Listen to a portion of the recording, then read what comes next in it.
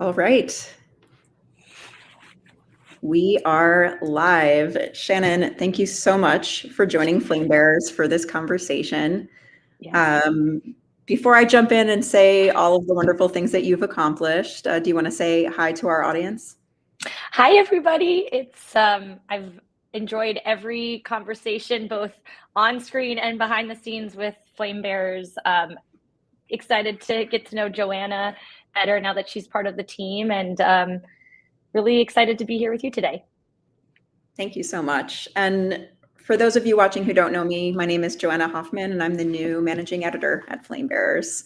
And so excited to have Shannon here today. I'm a fellow runner and really excited to talk to her about running and about the New York Marathon. So first, I'll tell you a little bit about her. So Shannon Rowbury is an American middle distance runner from San Francisco, California.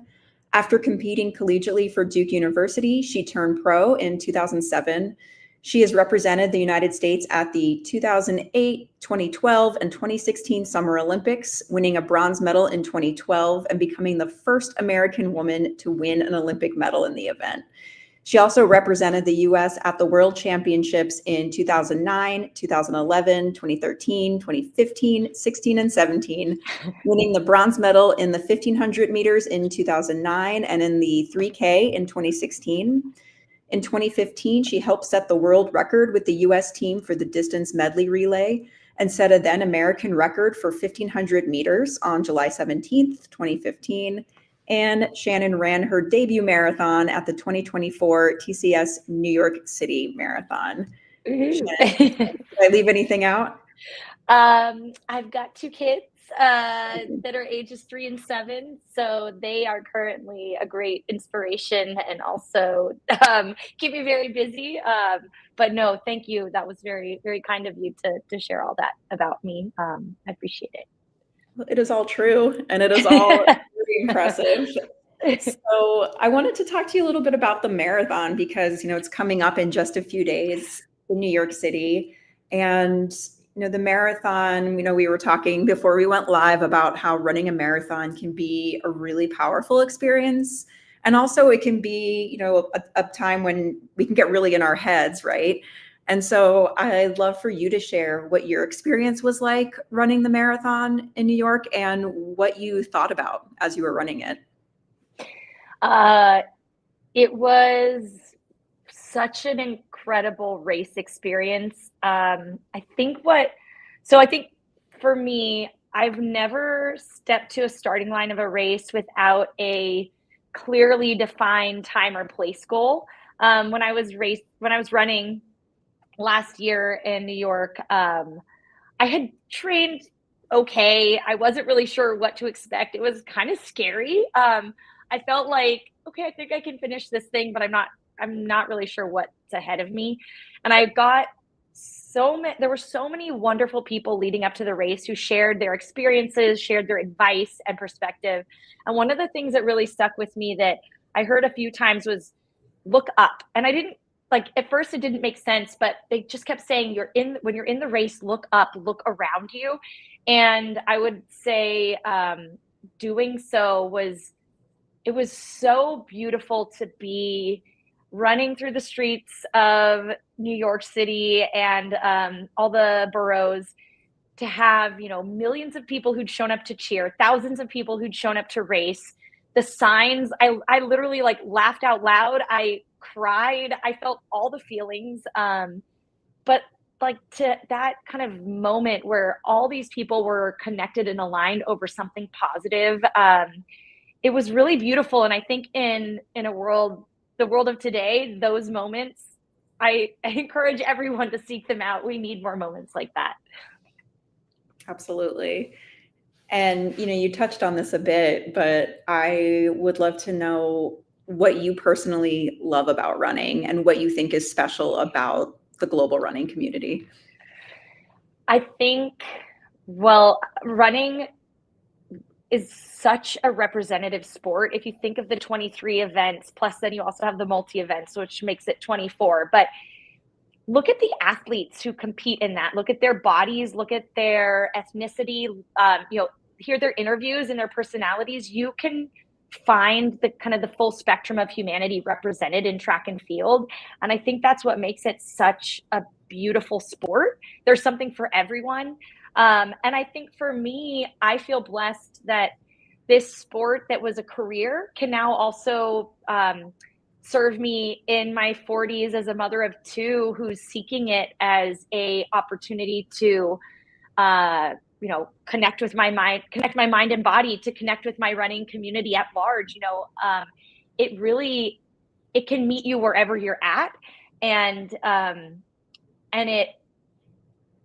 the people that are part of it, this running community that we are part of, that is so global and so diverse, is such a wonderful community to be a part of.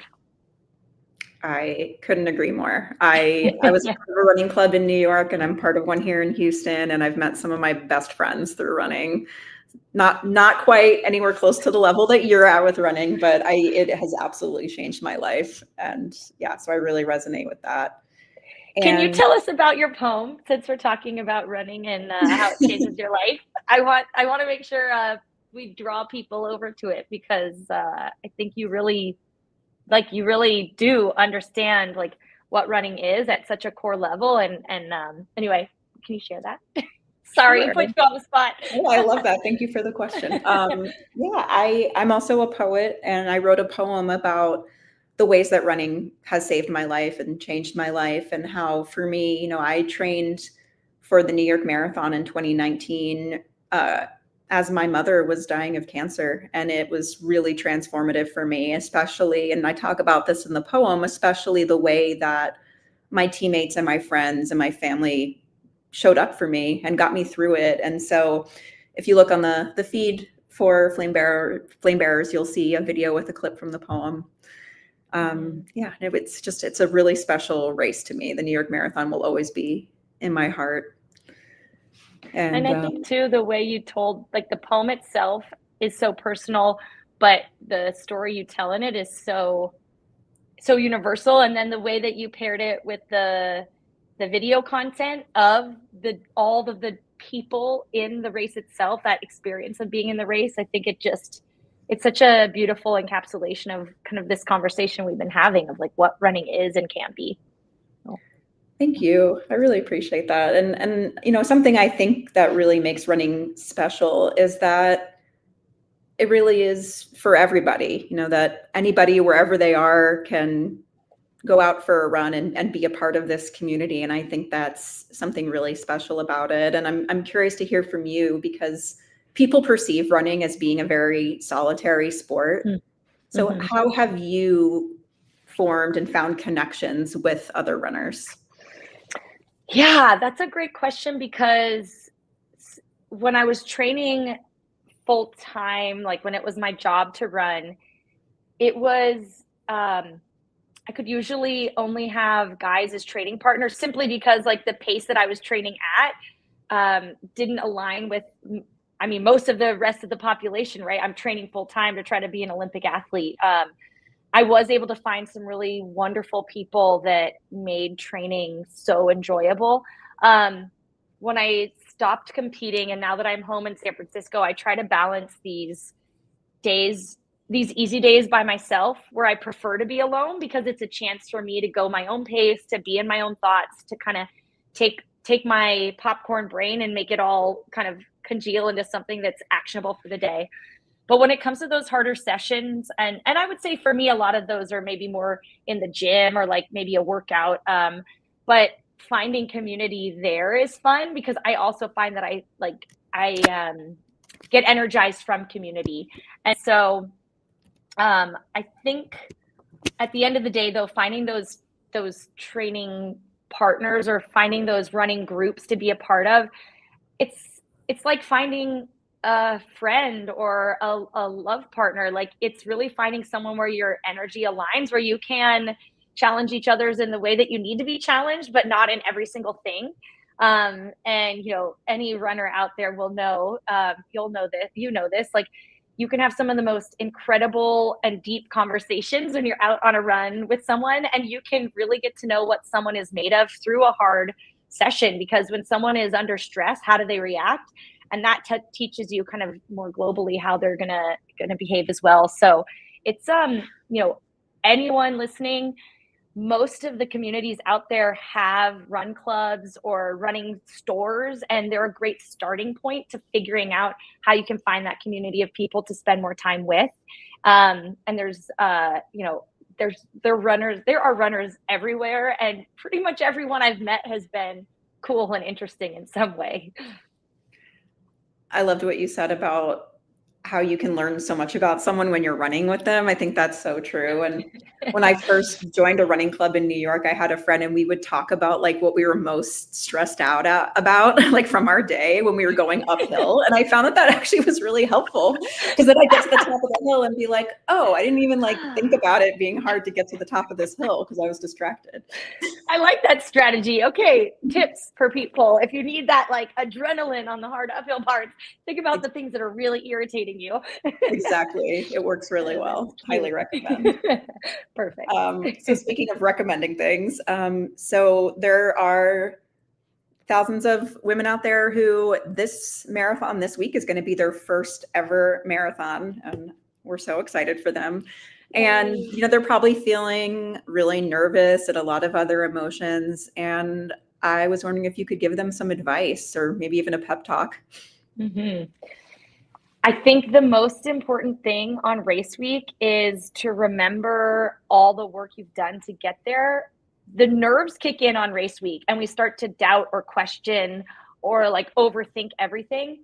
What you really should be spending time on is reflecting on that body of work that you've put in. And it doesn't have to be perfect. Mine certainly was not perfect. But it is a testament to the reason why you deserve to stand on that starting line, why you're ready for this moment. And as you think about the training that you've done, remember the foods that sit well in your stomach, the fueling throughout the marathon that's worked well for you. The way that you want your support group around you to show up on race weekend. Like, do you want them to be really present or do you need a little space? All of that awareness of yourself is so important, because now the hard work is done. You get to go, like the Chariots of Fire quote, like get well warmed up and let the gun release you. Like, the hard work has happened. Yes, the marathon will be tough, but you will have so much adrenaline and it is such an incredible experience. Just try as much as possible to enjoy it, take confidence in your preparation, look up, as everybody told me, read the signs, and just know that you will walk away from this experience, especially if it's your first marathon, with kind of a perspective on the sport that you can't really get anywhere else. I love that. Thank you. And that's a really good point about like planning in advance about what you're going to eat, who you want around you. I think maybe the worst mistake someone can make is trying a new food the night before or the morning of. So definitely don't do that. Yes. Yeah.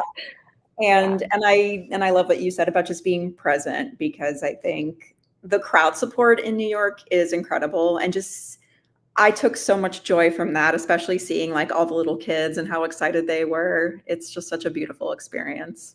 Yeah. The music, I remember there was the one sign that made me laugh out loud for whatever reason. It was like, probably right around that like 16-mile mark where everybody's starting to feel the distance. But it was like, remember you paid to do this? And I just started laughing because there will come a point in the marathon where you're like, why? But like, this was a great, like, you wanted to do this too. I think it's so like have a sense of humor about it, and like remember that when you step on the starting line, remind yourself why you signed up in the first place, like why this was important to you, because usually people don't just sign up for a marathon on a whim. Usually there's a deeper reason behind it. And so like, remembering that will help you get through those, the moments where it doesn't feel so great. And knowing that those are coming is, I think, important to accept, so that they don't surprise you and you just have confidence in your toughness and your ability to get to that finish line. Absolutely. Yes. And I think remembering why you signed up for it, and also remembering that this race is for you, that it's not for anyone but you, and that Mhm. at the end of the day, we have to be our own biggest cheerleaders. And that's also what's great about running, just Yeah. being there for yourself. Agreed. Well, Totally agree. to everyone watching this, we would love to see your content from the marathon. So please tag us, and we will chime in and give you lots of love and good vibes. And we are sending so much love to everyone out there who is training for the race, and also people who are going to show up to cheer, because that's really important Yeah. too. We need people who are in the cheer zones. Yeah, So that's such a good point. Yeah, thank you. Props to everybody who gets up early on a Saturday. Saturday? Yes. Like Sunday. whatever Sunday Yeah. to like make that New York race experience so meaningful. Oh yeah. Absolutely. Well, Shannon, thank you so much for Thank bringing your you. perspective and for sharing those words of encouragement with everybody. We really appreciate it. My pleasure. Yeah. Thanks for your time, Joanna. Thanks to everybody who tuned in. Thank you.